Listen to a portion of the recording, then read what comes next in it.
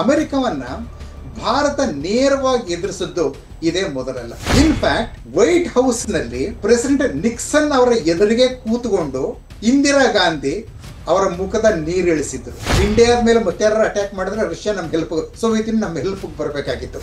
America compare ಮಾಡಿದ್ರೆ ನಾವಿನ್ನು ಬಹಳ ದೂರದಲ್ಲಿದ್ದೀವಿ. $4.1 ಟ್ರಿಲಿಯನ್ ಇಕಾನಮಿ, $28 ಟ್ರಿಲಿಯನ್ ಇಕಾನಮಿಯನ್ನ ಎದುರಿಸಕ್ಕಾಗ್ತದ?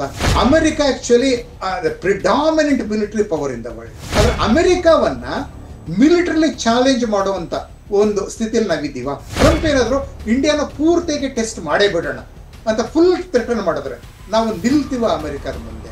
ಅಮೆರಿಕಾದ ಜೊತೆ ಇರುವಷ್ಟು ಗುಂಪು ನಮ್ಮ ಜೊತೆ ಇದೆಯಾ? ಇಷ್ಟು ದಿನ ಏನು ಅಮೆರಿಕನ್ ಸೆಂಟ್ರಿಕ್ ಜಿಯೋ ಪಾಲಿಟಿಕ್ಸ್ ಇತ್ತು, ಅಥವಾ ರಷ್ಯನ್ ಸೆಂಟ್ರಿಕ್ಕು, ಅಥವಾ ಯುರೋಪಿಯನ್ ಸೆಂಟ್ರಿಕ್ ಇತ್ತು. ಸೊ ಇದೆಲ್ಲದರನ್ನ ಒಂದು ಆರ್ಡರನ್ನು ಸ್ಮ್ಯಾಶ್ ಮಾಡಿಬಿಟ್ಟು ಭಾರತ ಹೊಸದೊಂದು ವರ್ಲ್ಡ್ ಆರ್ಡರನ್ನು ಏನಾದರೂ ರೂಪಿಸೋದಕ್ಕೆ ಹೊರಟಿದೆಯಾ? ಅಂದರೆ ಅಮೆರಿಕ ವಿರೋಧಿ ದೇಶಗಳಿಗೆ ಅದಕ್ಕೆ ಧ್ವನಿಯಾಗೋದಕ್ಕೆ ಹೊರಟಿದೆಯಾ ಅನ್ನುವಂಥ ಮಾತುಗಳು ಈಗ ಕೇಳಿಬರ್ತಾ ಇದೆ. ಅಂದರೆ ಅಮೆರಿಕಾದ ಸರ್ವಾಧಿಕಾರಿ ಧೋರಣೆಯ ವಿರುದ್ಧ ಯಾವ್ಯಾವ ದೇಶಗಳು ಮಾತನಾಡೋದಕ್ಕೆ ಅಂಜ್ತಾ ಇದ್ವೋ ಅವುಗಳಿಗೆಲ್ಲರಿಗೂ ಭಾರತ ಈಗ ಧ್ವನಿಯಾಗಿದೆಯಾ? ಒಂದು ಹೊಸ ನಾಯಕತ್ವ ವಿಶ್ವದಲ್ಲಿ ಭಾರತದ ಮುಖಾಂತರ ಹೇಳ್ತಾ ಇದೆಯಾ? ಈ ರೀತಿಯ ವಿಶ್ಲೇಷಣೆಗಳು ಸಹ ಈಗ ಕೇಳಿಬರ್ತಾ ಇದೆ. ಇದಕ್ಕೆ ನೀವೇನು ಹೇಳ್ತೀರಿ? ಆಕ್ಚುಲಿ ಇದಕ್ಕೆ ನಾನು ಒಂದೇ ಪದದ ಉತ್ತರ ಇಲ್ಲ ಅಂತ, ಆಯ್ತಾ? ನಾನು ಅದನ್ನ ಎಕ್ಸ್ಪ್ಲೈನ್ ಮಾಡ್ತೀನಿ. ಅಂದ್ರೆ ಇಂಡಿಯಾ ಒಂದು ಹೊಸ ಆರ್ಡರ್ ಅನ್ನ ತರ ಆಗ್ತದ ಅಂತ ಇಲ್ಲ ಅಂತ ಒಂದು ಪದದಲ್ಲಿ ಹೇಳಿದೆ, ಅದನ್ನ ಎಕ್ಸ್ಪ್ಲೈನ್ ಮಾಡ್ತೀನಿ. ಇನ್ಫ್ಯಾಕ್ಟ್ ಆ ಅಮೆರಿಕವನ್ನ ಭಾರತ ನೇರವಾಗಿ ಎದುರಿಸಿದ್ದು ಇದೇ ಮೊದಲಲ್ಲ. ಇನ್ಫ್ಯಾಕ್ಟ್ ವೈಟ್ ಹೌಸ್ ನಲ್ಲಿ ಪ್ರೆಸಿಡೆಂಟ್ ನಿಕ್ಸನ್ ಅವರ ಎದುರಿಗೆ ಕೂತ್ಕೊಂಡು ಇಂದಿರಾ ಗಾಂಧಿ ಅವರ ಮುಖದ ನೀರಿಳಿಸಿದ್ರು 71 ನವೆಂಬರ್ನಲ್ಲಿ. ಇನ್ಫ್ಯಾಕ್ಟ್ ನಾವು ಆಕ್ಚುಲಿ ಈಸ್ಟ್ ಪಾಕಿಸ್ತಾನ ಮೇಲೆ ದಾಳಿ ಮಾಡಿ ಬಾಂಗ್ಲಾದೇಶ ಲಿಬರೇಟ್ ಮಾಡಬೇಕು ಅಂತ ಮಿಸ್ ಗಾಂಧಿ ತೀರ್ಮಾನ ಮಾಡಿದಾಗ ಮಾನೆಕ್ ಶಾ ಹೇಳಿದ್ರು, ಜೂನ್ ನಲ್ಲೇ ಅದನ್ನ ಮಾಡಬೇಕು ಅಂತ ಇಂದಿರಾ ಗಾಂಧಿ ಪ್ಲಾನ್ ಮಾಡಿದ್ರು. ಮಾನೆಕ್ ಶಾ ಹೇಳಿದ್ರು ಮಾನ್ಸೂನ್ ಶುರು ಆಗ್ತಾ ಇದೆ, ಮಾನ್ಸೂನ್ ನಲ್ಲಿ ಈಸ್ಟ್ ಪಾಕಿಸ್ತಾನದಲ್ಲಿ ಅರ್ಧ ಕಿಲೋಮೀಟರ್ಗೆ ಒಂದೊಂದು ನದಿ ಕವಲುಗಳಿವೆ, ಅಲ್ಲಿ ನಮ್ಮ ಟ್ಯಾಂಕ್ಗಳು ಹೋಗಕ್ಕಾಗಲ್ಲ, ಹೂತ್ ಹೋಗ್ತವೆ. ಅದರಿಂದ ಈಗ ಯುದ್ಧ ಶುರು ಮಾಡಬೇಡಿ, ಚಳಿಗಾಲದಲ್ಲಿ ಮಾಡೋಣ, ಆಗ ಮಳೆ ಏನು ಇರೋದಿಲ್ಲ, ನೆಲ ಡ್ರೈ ಆಗಿರ್ತದೆ, ಆಯ್ತಾ, ಹಾರ್ಡ್ ಸಹ ಆಗಿರ್ತದೆ, ಆಗ ನಮ್ಮ ಟ್ಯಾಂಕ್ಗಳು ನೇರ ಹೋಗ್ಬೋದು ಢಾಕಾದ ಕಡೆಗೆ, ಆಯ್ತಾ. ಅದರಿಂದ ಚಳಿಗಾಲದೊಳಗೆ ಯುದ್ಧವನ್ನ ಮುಂದೂಡಿ ನಾನು ನನ್ನ ಸೇನೆನ ರೆಡಿ ಮಾಡ್ಕೋತೀನಿ, ನೀವು ಡಿಪ್ಲೊಮ್ಯಾಟಿಕ್ ಪ್ರಿಪರೇಷನ್ ಮಾಡಿ ಅಂತ ಇಂದಿರಾ ಗಾಂಧಿ ಹೇಳಿದ್ರು. ಆ ಜಾಣೆ ಒಪ್ಕೊಂಡ್ರು. ಓಕೆ, ಮಾನೆಕ್ ಶಾ ಹೇಳಿದ ಮಾತನ್ನ ಒಪ್ಕೊಂಡು ಡಿಪ್ಲೊಮ್ಯಾಟಿಕ್ ಇಶ್ಯೂ ಮಾಡಿದ್ರು. ವೆಸ್ಟರ್ನ್ ಕ್ಯಾಪಿಟಲ್ ರಷ್ಯಾ ಜೊತೆನಲ್ಲಿ ಪೀಸ್ ಅಂಡ್ ಫ್ರೆಂಡ್ಶಿಪ್ ಟ್ರೀಟಿ ಮಾಡ್ಕೊಂಡ್ರು. ಅದು ಒಂದು ಅರ್ಥದಲ್ಲಿ ಅದೊಂದು ಮಿಲಿಟರಿ ಅಗ್ರಿಮೆಂಟ್ ಇಂಡಿಯಾ ಮತ್ತು ರಷ್ಯಾ ನಡುವೆ. ಇಂಡಿಯಾದ ಮೇಲೆ ಮತ್ತೆ ಯಾರು ಅಟ್ಯಾಕ್ ಮಾಡಿದ್ರೆ ರಷ್ಯಾ ನಮ್ಮ ಹೆಲ್ಪ್, ಸೋವಿಯತ್ ಯೂನಿಯನ್ ನಮ್ಮ ಹೆಲ್ಪ್ ಬರಬೇಕಾಗಿತ್ತು. ಹೀಗಾಗಿ ಅದೊಂದು ಮಿಲಿಟರಿ ಡೀಲ್ ಅದು, ಆಯ್ತಾ. ಇಂಡಿಯಾ ಮಾಡ್ಕೊಂಡ್ರು, ಇಂದಿರಾ ಗಾಂಧಿ ಮಾಡ್ಕೊಂಡು ಅನಂತರ ಪ್ಯಾರಿಸ್, ಲಂಡನ್ ಮತ್ತು ವಾಷಿಂಗ್ಟನ್ಗೆ ಹೋಗಿ ಅಲ್ಲಿಯ ನಾಯಕರಿಗೆ, ಫ್ರೆಂಚ್, ಬ್ರಿಟಿಷ್ ಅಂಡ್ ಅಮೆರಿಕನ್ ನಾಯಕರಿಗೆ ಪಾಕಿಸ್ತಾನ ಏನು ಮಾಡ್ತಾ ಇದೆ, ಈಸ್ಟ್ ಪಾಕಿಸ್ತಾನದಲ್ಲಿ ಜನರನ್ನ ಯಾವ ರೀತಿ ಕೊಲ್ತಾ ಇದೆ, ಎಂತ ಹ್ಯುಮ್ಯಾನಿಟೇರಿಯನ್ ಕ್ರೈಸಿಸ್ ನಡೀತಾ ಇದೆ ಅಂತೆಲ್ಲ ವಿವರಿಸೋಕೆ ಪ್ರಯತ್ನ ಪಟ್ಟರು. ಅಂದ್ರೆ ನಾವೇನಾದ್ರೂ ಮಾಡೋದಕ್ಕೆ ಹೊರಟ್ರೆ ನೀವು ನಮಗೆ ಸಹಾಯ ಕೊಡಬೇಕು, ಬೆಂಬಲ ಕೊಡಬೇಕು, ಅಥವಾ ಬೆಂಬಲ ಕೊಡದೇ ಇದ್ರು ನಮ್ಮ ವಿರುದ್ಧ ಏನು ಮಾಡಬಾರದು. ಇದು ಇಂದಿರಾ ಗಾಂಧಿ ಅವರ ಆಶಯ ಆಗಿತ್ತು. ಬ್ರಿಟನ್ ಮತ್ತು ಫ್ರಾನ್ಸ್ ಅಲ್ಲಿ ಅವ್ರು ಏನು ಉತ್ತರ ಕೊಡ್ಲಿಲ್ಲ, ಅಮೆರಿಕಾಗೆ ಹೋದ್ರು. ನಿಕ್ಸನ್, ಇನ್ಫ್ಯಾಕ್ಟ್ ನಿಕ್ಸನ್ಗೆ ಗೊತ್ತಿತ್ತು ಪಾಕಿಸ್ತಾನ ಅಮೆರಿಕನ್ ವೆಪನ್ಸ್ ಅನ್ನೇ ಉಪಯೋಗಿಸ್ಕೊಂಡು ಈಸ್ಟ್ ಪಾಕಿಸ್ತಾನಿಗಳನ್ನ ಲಕ್ಷಗಟ್ಟಲೆ ಸಂಖ್ಯೆಯಲ್ಲಿ ಕೊಲ್ತಾ ಇದೆ ಅಂತ. ಅಲ್ಲಿದ್ದಂತ ಆರ್ಥರ್ ಬ್ಲಡ್, ಅಮೆರಿಕದ ಕಾನ್ಸುಲ್ ಜನರಲ್, ಅವರ ದೊಡ್ಡ ಟೆಲಿಗ್ರಾಮ್ ಕಳಿಸಿದ್ರು ಅಮೆರಿಕದ ಸ್ಟೇಟ್ ಡಿಪಾರ್ಟ್ಮೆಂಟ್ಗೆ, ಅಮೆರಿಕನ್ ವೆಪನ್ಸ್ ಅನ್ನೇ, ನಮ್ಮ ವೆಪನ್ಸ್ ಅನ್ನೇ ಪಾಕಿಸ್ತಾನಿ ಸೇನೆ ಉಪಯೋಗಿಸ್ಕೊಂಡು ಇಲ್ಲಿ ಭಯಂಕರ ಹತ್ಯಾಕಾಂಡ ಮಾಡ್ತಾ ಇದೆ ಅಂತ. ಆರ್ಥರ್ ಬ್ಲಡ್ ಅಮೆರಿಕದ ಕಾನ್ಸುಲ್ ಜನರಲ್ ಢಾಕಾದಲ್ಲಿದ್ದವರು, ಅವ್ರ ಇದನ್ನ ಟೆಲಿಗ್ರಾಮ್ ಕಳಿಸಿದ್ರು. ಅಮೆರಿಕದ ಲೆಕ್ಕಕ್ಕೆ ತಗೊಳ್ಳಿಲ್ಲ, ಯಾಕಂದ್ರೆ ಪಾಕಿಸ್ತಾನ ಎಷ್ಟೇ ಈಸ್ಟ್ ಪಾಕಿಸ್ತಾನ ಬೆಂಗಾಲಿಗಳನ್ನ ಕೊಲ್ಲಲಿ, ಅದರ ಪಾಕಿಸ್ತಾನ ಒಂದಾಗಿ ಉಳಿಲಿ, ನಮಗದು ಮುಖ್ಯ ಅಂತ ಕಿಸಿಂಜರ್ ಮತ್ತೆ ನಿಕ್ಸನ್ ನಿರ್ಧಾರ ಮಾಡಿದ್ರು. ಹೀಗಾಗಿ ಇಂದಿರಾ ಗಾಂಧಿ ಎಷ್ಟು ಹೇಳಿದ್ರು ಸಹ ಅದು ಗೋರ್ಕಲ್ಲ ಮೇಲೆ ಮಳೆ ಸುರಿದಂಗಾಯ್ತು, ಆಯ್ತಾ. 3 ದಿನ ತಂಗಿದ್ರು ವಾಷಿಂಗ್ಟನ್ ಅಲ್ಲಿ. ಮೊದಲನೇ 2 ದಿನ ತುಂಬಾ ಪ್ರಯತ್ನ ಪಟ್ರು, ಹೇಳಿದ್ರು, ನಿಕ್ಸನ್ ಏನೂ ಇದು ಮಾಡ್ಲಿಲ್ಲ. ಇಂದಿರಾ ಗಾಂಧಿ ಅವ್ರಿಗೆ ಗೊತ್ತಾಯ್ತು ಈ ಮನುಷ್ಯ ಕೇಳೋದಿಲ್ಲ ನನ್ನ ಮಾತನ್ನಂತ. 3ನೇ ದಿನ ಆ ಮೀಟಿಂಗ್ ಹೋದಾಗ ವೈಟ್ ಹೌಸ್ ನಲ್ಲೇ ನಿಕ್ಸನ್ ಎದುರು ಕೂತ್ಕೊಂಡು ಇಂದಿರಾ ಗಾಂಧಿ ಏನಂದದ್ದು ಗೊತ್ತಾ? ಅವರು ಶುರು ಮಾಡಿದ್ದು ವಿಯೆಟ್ನಾಂ ಮೇಲೆ ಅಮೆರಿಕ ಮಾಡ್ತಾ ಇದ್ದಂತ ದಾಳಿನ. ಭಯಂಕರ ದಾಳಿ ಮಾಡ್ತಾ ಇತ್ತು ವಿಯೆಟ್ನಾಂ ಮೇಲೆ ಅಮೆರಿಕ. ಆಗ ಇಂದಿರಾ ಗಾಂಧಿ ಏನ್ ಹೇಳಿದ್ರು ಗೊತ್ತಾ? ಅಮೆರಿಕ ವಿಯೆಟ್ನಾಂನಲ್ಲಿ ಮುಗ್ಧರನ್ನ, ಅಮಾಯಕರನ್ನ ಕೊಲ್ತಾ ಇದೆ, ವಿನಾಕಾರಣ ಕೊಲ್ತಾ ಇದೆ. ಹಾಗೆ ವಿಯೆಟ್ನಾಮಿಗಳನ್ನ ಕೊಲ್ತಾ ಇರುವ ಅಮೆರಿಕ ಮತ್ತೊಂದು ಕೊಲೆಗಾರ ರಾಷ್ಟ್ರ ಪಾಕಿಸ್ತಾನದ ಪರವಾಗಿ ನಿಲ್ಲದೆ ಅದನ್ನ ತಡೆಯೋಕ್ ಹೊರಟ ನಮ್ಮ ಪರವಾಗಿ ನಿಲ್ತದ? ಇಂಥ ಮಾತನ್ನ ಬಹುಶಃ ಯಾವ ವಿದೇಶಿ ನಾಯಕರು ಅಮೆರಿಕದ ಯಾವುದೇ ಅಧ್ಯಕ್ಷರಿಗೆ ನೇರವಾಗಿ ಕಣ್ಣಲ್ಲಿ ಕಣ್ಣಿಟ್ಟು ಹೇಳಿಲ್ಲ. ಇಂದಿರಾ ಗಾಂಧಿ ಇಟ್ಟಿಟ್ಟು ಅಷ್ಟೇ ಹೇಳಿದ್ದೆ, ಆಯ್ತು ನನ್ನ ಕೆಲಸ ಮುಗೀತಾ ನಾವು ಹೊರಡ್ತೀನಿ. ಇಂದಿರಾ ಗಾಂಧಿ ಹೊರಟುಬಿಟ್ರು, ತಯಾರಿ ಮಾಡ್ಕೊಂಡ್ರು, ಯುದ್ಧ ಮಾಡಿದ್ರು. 7th ಫ್ಲೀಟ್ ಬಂತು, ನಿಕ್ಸನ್ ಕಳಿಸಿದ್ರು. ಅದು ಇಂಡಿಯನ್ ಶೋರ್ಗೆ 200 ಕಿಲೋಮೀಟರ್ ದೂರ ಇದ್ದಾಗಲೇ ಈಸ್ಟ್ ಪಾಕಿಸ್ತಾನದಲ್ಲಿ ಪಾಕಿಸ್ತಾನಿಗಳು ಸರೆಂಡರ್ ಆಗೋ ರೀತಿ ಇಂದಿರಾ ಗಾಂಧಿ ಅವ್ರನ್ನ ಫೋರ್ಸ್ ಮಾಡಿದ್ರು. ಯುದ್ಧ ನಿಂತೋಯ್ತು, 7th ಫ್ಲೀಟ್ ವಾಪಸ್ ಹೋಗ್ಬೇಕಾಯ್ತು. ಹೀಗಾಗಿ ಆವಾಗ ಆಕ್ಚುಲಿ ಇಂಡಿಯಾ ವರ್ಲ್ಡ್ ಆರ್ಡರ್ ಅನ್ನ ಅಂತ ದೊಡ್ಡದಾಗಿನೂ ಬದಲಾಯಿಸಲಿಲ್ಲ. ಆಕ್ಚುಲಿ ಇನ್ಫ್ಯಾಕ್ಟ್ ವರ್ಲ್ಡ್ ಆರ್ಡರ್ನ ಅಮೆರಿಕನೇ ಆಗ ಬದಲಾಯಿಸಿತ್ತು. ಪಾಕಿಸ್ತಾನ ಮತ್ತೆ ಚೈನಾ ಜೊತೆ ಸೇರ್ಕೊಂಡು ವಾಷಿಂಗ್ಟನ್, ಬೀಜಿಂಗ್, ಇಸ್ಲಾಮಾಬಾದ್ ಆಕ್ಸಿಸ್ ಅನ್ನ ಶುರು ಮಾಡಿತ್ತು. ಅದಕ್ಕೆ ಸಣ್ಣದಾಗಿ ನಾವು ರಷ್ಯಾ ಸೋವಿಯತ್ ಜೊತೆ ಸೇರ್ಕೊಂಡು ಮಾಸ್ಕೋ, ನ್ಯೂ ಡೆಲ್ಲಿ ಆಕ್ಸಿಸ್ ಅಂತ ಸಣ್ಣದಾಗಿ ಶುರು ಮಾಡಿದ್ವಿ. ಆದ್ರೂ ಅದು ಅಮೆರಿಕದ ವಿರುದ್ಧ ನಡೆಯೋದಿಲ್ಲ. ನಾವು ಆ ಸಂದರ್ಭದಲ್ಲಿ ಅಮೆರಿಕದ ವಿರುದ್ಧ ನಿಂತ್ಕೊಂಡ್ವಿ. ಆದ್ರೆ ಆಕ್ಚುಲಿ ನಿರಂತರವಾಗಿ ಅಮೆರಿಕದ ವಿರುದ್ಧ ನಿಲ್ಲೋದಕ್ಕಾಗಲ್ಲ ಅಂತ ಇಂದಿರಾ ಗಾಂಧಿ ಅವ್ರಿಗೂ ಗೊತ್ತಿತ್ತು.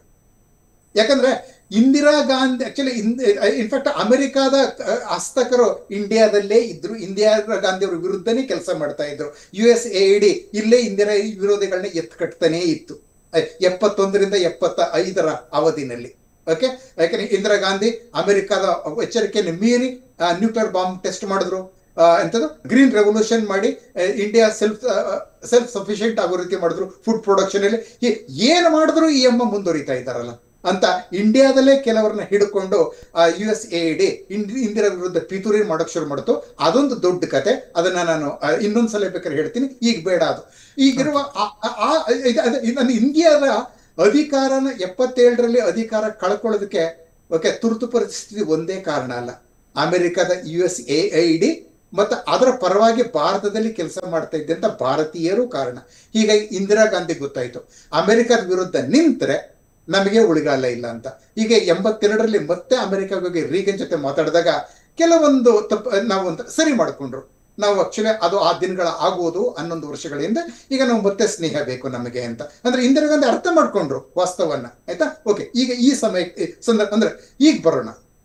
ಈಗ ನಮ್ಮ ಒಂದು ಗ್ಲೋಬಲ್ ಆರ್ಡರ್ನ ಬದಲಾಯಿಸೋದಕ್ಕೆ ನಾವು ಟ್ರಂಪ್ ವಿರುದ್ಧವಾಗಿ ನಾವು ಮಾತಾಡಿದ್ದೀವಿ, ರಷ್ಯನ್ ಆಯಿಲ್ನ ತಗೋತಾನೆ ಇದ್ದೀವಿ. ಮತ್ತೆ ಆಕ್ಚುಲಿ ನೀವು ಸಹ ರಷ್ಯಾದಿಂದ ಬೇಕಾದ್ ತಗೋತಾ ಇದ್ದೀವಿ, ನಾವು ತಗೊಳ್ಳೋದ್ರಿಂದ ತಪ್ಪು ಅಂತ ಅಂದ್ರೆ ನೇರವಾಗಿ ಹೇಳ್ತಾ ಇದ್ದೀವಿ. ಆಯ್ತಾ?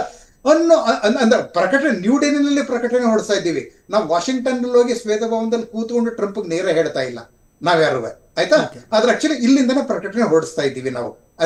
ಆದ್ರೆ ಆಕ್ಚುಲಿ ಅಂದ್ರೆ ಅರ್ಥ ನಾವು ಗ್ಲೋಬಲ್ ಆರ್ಡರ್ನ ಬದಲಾಯಿಸ್ತೀವ? ಇಲ್ಲ. ಹೇಗೆ ಅಂತ ಹೇಳಿದ್ರೆ ನೋಡಿ, ನಮ್ಮದೇನು ಅವ್ರದ್ದೇನು.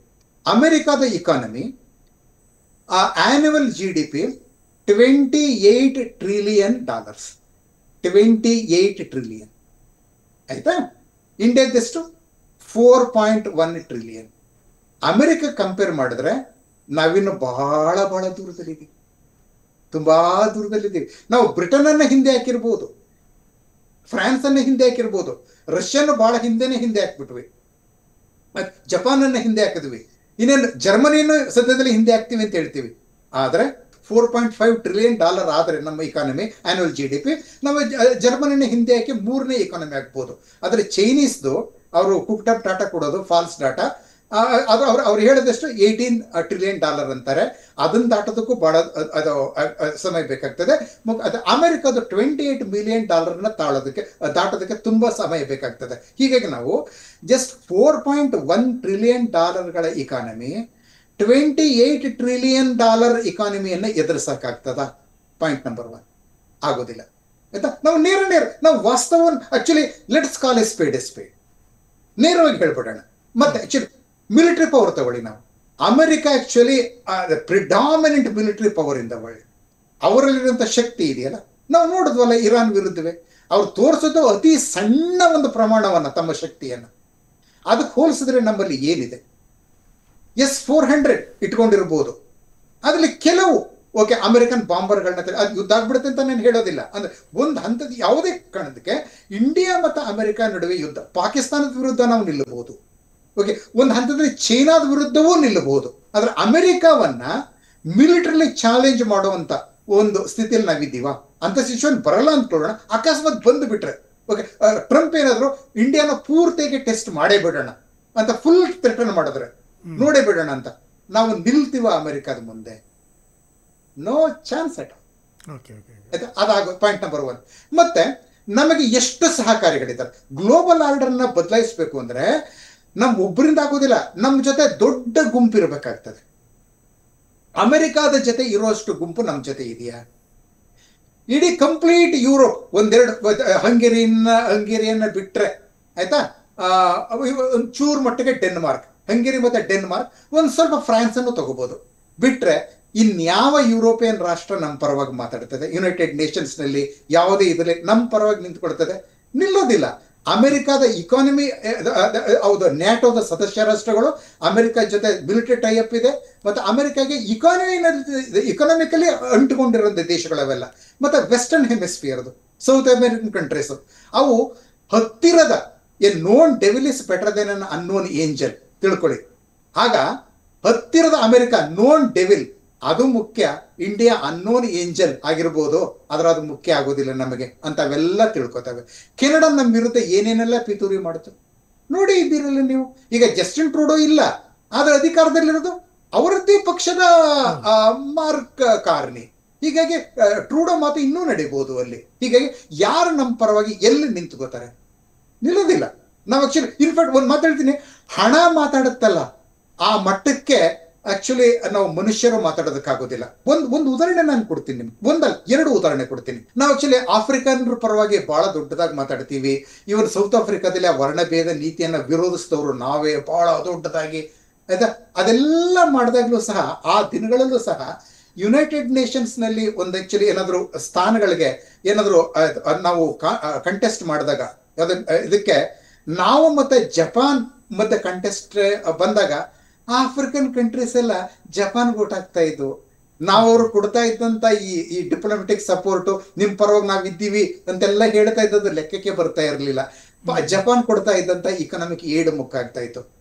ಜೊತೆಯಲ್ಲಿ ಇನ್ನೊಂದು ಶಾಕಿಂಗ್ ನಿಮಗೆ ಹೇಳ್ತೀನಿ ಕೇಳಿ.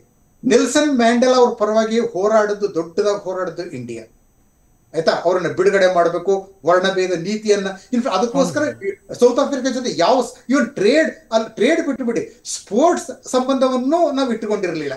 74ರಲ್ಲಿ ಡೇವಿಸ್ ಕಪ್ ಫೈನಲ್ ಹೋದದ್ದು, ಟೆನ್ನಿಸ್ ಡೇವಿಸ್ ಕಪ್ ಫೈನಲ್ ಹೋದ ಇಂಡಿಯಾ ಮತ್ತೆ ಸೌತ್ ಆಫ್ರಿಕಾ. ಆದ್ರೆ ಇಂಡಿಯಾ ಹೇಳ್ತು ನಾವು ಸೌತ್ ಆಫ್ರಿಕಾ ಜೊತೆ ಆಡೋದಿಲ್ಲ, ಅವರ ವರ್ಣಭೇದ ನೀತಿಯನ್ನ ವಿರೋಧಿಸಿ ನಾವು ಆಡೋದಿಲ್ಲ ಅಂತ. ಹಾಗೆ ಇಂಡಿಯಾ ಆಡದಿದ್ದರಿಂದ ಸೌತ್ ಆಫ್ರಿಕಾನೇ ವರ್ಲ್ಡ್ ಚಾಂಪಿಯನ್ ಆಗ್ಬಿಡ್ತು. ವರ್ಷ ಡೇವಿಸ್ ಕಪ್ ಗೆದ್ಕೊಂಡ್ಬಿಡ್ತು. ನಾವು ಹೋಗಿದ್ರೆ ನಾವು ಆಗ್ಬೋದಾಗಿತ್ತೇನೋ. ಇದುವರೆಗೂ ನಾವು ಡೇವಿಸ್ ಕಪ್ ಚಾಂಪಿಯನ್ ಆಗ್ಲೇ ಇಲ್ಲ ನಂತರ, ಆಯ್ತಾ. ಅಷ್ಟೆಲ್ಲ ತ್ಯಾಗ ಇಂಡಿಯಾ ಮಾಡ್ತು. ಅದೇ ನೆಲ್ಸನ್ ಮ್ಯಾಂಡೆಲಾ ಬಿಡುಗಡೆ ಮಾಡಿದಾಗ ಅವ್ರಿಗೊಂದು ಸಮಾರಂಭವನ್ನ ಐ ಥಿಂಕ್ ಝಾಂಬಿಯಾದ ಕ್ಯಾಪಿಟಲ್ ಅಂತಕ್ಕಂಥ ಲುಸಾಕಾದಲ್ಲಿ ಅಂತ ಕಾಣುತ್ತೆ, ಇದೇ ಸದರ್ನ್ ಆಫ್ರಿಕನ್ ಕಂಟ್ರೀಸು ಏರ್ಪಡಿಸೋದು. ಅಲ್ಲಿಗೆ ಇನ್ವೈಟ್ ಮಾಡೋದು ಯಾವ್ಯಾವ ದೇಶಗಳನ್ನ? ಅದುವರೆಗೂ ಸೌತ್ ಆಫ್ರಿಕಾದ ವೈಟ್ ಅಪಾರ್ಥೈಡ್ ರೆಜಿಮೆಂಟ್ಗೆ ಪರವಾಗಿ ನಿಂತಿದ್ವಲ್ಲ, ಅಮೆರಿಕ, ಬ್ರಿಟನ್, ಫ್ರಾನ್ಸ್, ಜರ್ಮನಿ, ಅವುಗಳನ್ನ ಇನ್ವೈಟ್ ಮಾಡಿದ್ವಿ ವಿನಃ ವರ್ಣಭೇದ ನೀತಿಯನ್ನ ವಿರೋಧಿಸಿದ್ದಂತ, ಅದಕ್ಕಾಗಿ ತ್ಯಾಗ ಮಾಡಿದ್ದಂತ ಇಂಡಿಯಾವನ್ನ ಇನ್ವೈಟ್ ಮಾಡಲಿಲ್ಲ. ಅಂದ್ರೆ ಯಾಕೆ ಆ ದೇಶಗಳು ಬೇಕಾಯ್ತು? ಯಾಕಂದ್ರೆ ಆ ದೇಶಗಳು ಕೊಡುವಂತ ಪೌಂಡು, ಯೂರೋ ಮತ್ತೆ ಆಕ್ಚುಲಿ ಡಾಲರ್ಗಳು ಬೇಕಾಗಿತ್ತು. ನಾವೇನು ಕೊಡ್ತಿರ್ಲಿಲ್ಲ. ಈಗ ಒಂದು ಸ್ವಲ್ಪ ಕೊಡಕ್ ಶುರು ಮಾಡಿದ್ದೀವಿ, ಆಯ್ತಾ. ಆದ್ರೂ ಸಹ ಅಮೆರಿಕ ಮತ್ತೆ ಚೈನಾ ಕೊಡೋ ಮಟ್ಟಕ್ಕೆ ಇನ್ನೂ ನಾವು ಕೊಡ್ತಾ ಇಲ್ಲ. ಹೀಗಾಗಿ ಅವು ಸಹ ಕ್ರೂಷಿಯಲ್ ಹಂತದಲ್ಲಿ ನಮ್ಮ ಪರವಾಗಿ ನಿಲ್ಲೋದಿಲ್ಲ. ಹೀಗೆ ಮತ್ತೆ ಇವು ಜಪಾನ್ ಸಹ, ಜಪಾನ್, ಆಸ್ಟ್ರೇಲಿಯಾ ಅವೆಲ್ಲ G7 ಮೆಂಬರ್ಸ್ ಅಮೆರಿಕದ ಇದು. ಹೀಗಾಗಿ ಅವು ಸಹ ಅವುಗಳ ಆರ್ಥಿಕ ಹಿತಾಸಕ್ತಿಗೆ ಅಮೆರಿಕ ಮುಖ್ಯ ಆಗ್ತದೆ. ಸೌತ್ ಕೊರಿಯಾ ಮತ್ತೆ ತೈವಾನ್ ನಲ್ಲಿ ನೋಡಿ ಅವ್ರು ಏನ್ ಮಾಡ್ತಾರೆ, ಆಕ್ಚುಲಿ ಆರ್ಥಿಕವಾಗಿ ಅಷ್ಟೇ ಅಲ್ಲ, ರೇಷಿಯಲ್ ಡಿಸ್ಕ್ರಿಮಿನೇಷನ್ ಸಹ ಮಾಡ್ತಾರೆ. ಅವರು ಅಮೆರಿಕಾದ ಅಂದ್ರೆ ಬಿಳಿ ಅಮೆರಿಕನ್ನ ಅವರು ಪ್ರೀತಿಸುವಷ್ಟು ಕಂದು ಭಾರತೀಯರನ್ನ ಪ್ರೀತಿಸೋದಿಲ್ಲ.